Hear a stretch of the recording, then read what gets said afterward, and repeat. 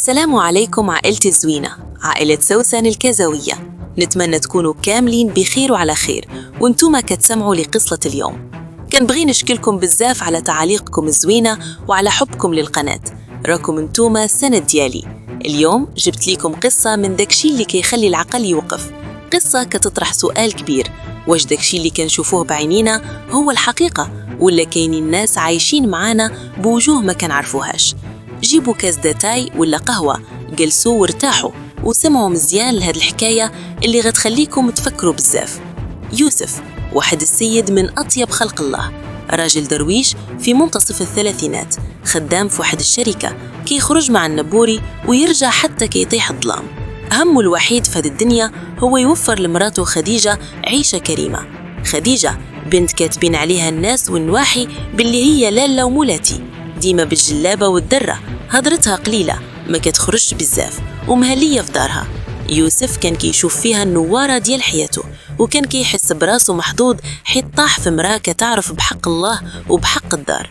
ملي كيرجع يوسف عيان كيلقى الدار كتشعل بالنقا، ريحة البخور عاطية والعشاء واجد، كيجلسوا يتعشاو كيهضروا شوية. وملي كتوصل ديك 10 ديال الليل يوسف كيطيح كاو بالعيا، كيمشي لفراشو وكينعس بحال شي دري صغير.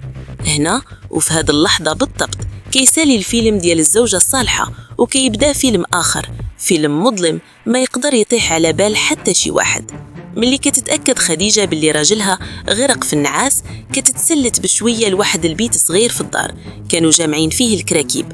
هاد البيت سداتوا عليها ورداتوا عالمها السري، كتجبد واحد الرينج لايت كتشعلو، كتحيد ديك البيجامة العادية وكتلبس حوايج ما يلبسهمش الواحد حتى قدام راسه في المراية، كتدير ماكياج صارخ، والأهم من هاد الشي كامل كتدير واحد القناع كحل على عينيها بحال ديال الحفلات التنكرية باش حتى واحد ما يعرفها.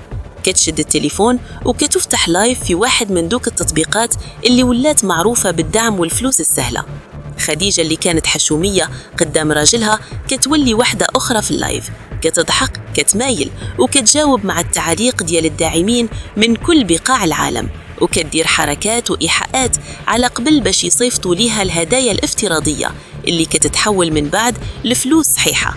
يوسف المسكين مرة كان يفيق في نص الليل كيشرب الماء، كيلقى بلاصتها خاوية، وملي كيسولها في الصباح كتقول ليه: ياك لاباس أخويا، راه غير نط نصلي قيام الليل ونقرأ شوية القرآن، ما بغيتش نشعل عليك الضوء ونفيقك.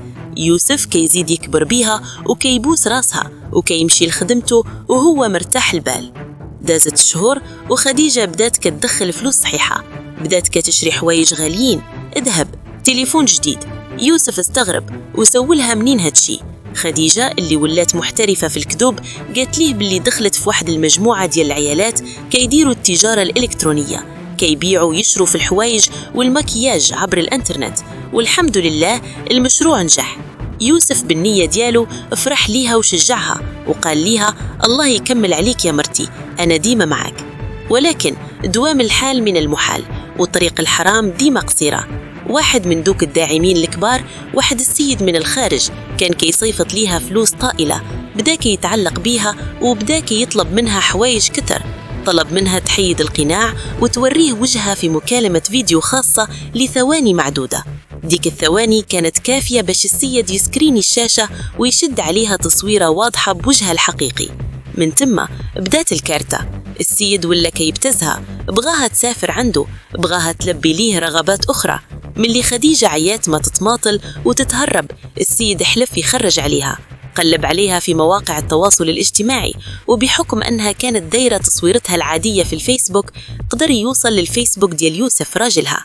واحد النهار يوسف جالس في الخدمة كيشرب قهوته في الاستراحة، وصلته رسالة في الماسنجر من حساب مجهول، كيحل الرسالة وكيلقى تصاوير ديال مرته ديك لالة ومولاتي اللي كيخليها تصلي في الليل لابسة حوايج الفضيحة ودايرة مكياج وفي وضعيات ما تخيلهاش في أسوأ كوابيسه. وتحت التصاوير تسجيلات صوتية ليها وهي كتهدر مع داك السيد بكلام كيطيح اللحم. يوسف حس بالدنيا كتدور بيه، انفست قطعت ليه، وكاس القهوة طاح من يده وتشتت في الأرض. ما عرفش كيفاش ركب في طوموبيلته ووصل للدار. دخل بحال شي عاصفة، لقى خديجة جالسة كتفرج في التلفازة، لاح التليفون في وجهها وقال ليها بكلمة واحدة والدموع محجرة في عينيه: شكون هادي؟ خديجة غير شافت التصاوير طاحت على ركبيها، بدأت تبكي وتندب وتطلب السماحة، كتقول ليه: غلط، غواني الشيطان، درت هاد الشي غير على قبل الفلوس باش نعيش مزيان. ولكن يوسف كان مات من الداخل، الكسرة اللي تهرست ما يجبرها حتى شي عذر. طلقها في البلاصة وجرى عليها من الدار بفضيحة اللي سمعوا بها الجيران والعائلة كاملة، وبقات خديجة خاسرة كل شي، دارها، راجلها، وشرفها، على قبل وسخ الدنيا. الستر ديال الدار ما كيغطيش عرى العقل، الفلوس اللي تدخل من الشراجم المظلمة كتحرق الدار باللي فيها، والوجه بجوج وجوه عمره ما يلقى الراحة. المرأة اللي كتحط كرامتها وثقة راجلها في كفة والفلوس ديال اللايفات في كفة كتكون خاسرة من الدقة الأولى. الرجولة والنية ديال شي رجال ما خصهاش تكون فرصة للاستغلال، حيث الضربة ديال الدرويش من اللي كيفيق ما كترحم حد. الله يسترنا ويستركم ويحفظ بيوتنا من فتن هذا الزمان. نتلاقاو في قصة جديدة إن شاء الله. خليتكم في أمان الله.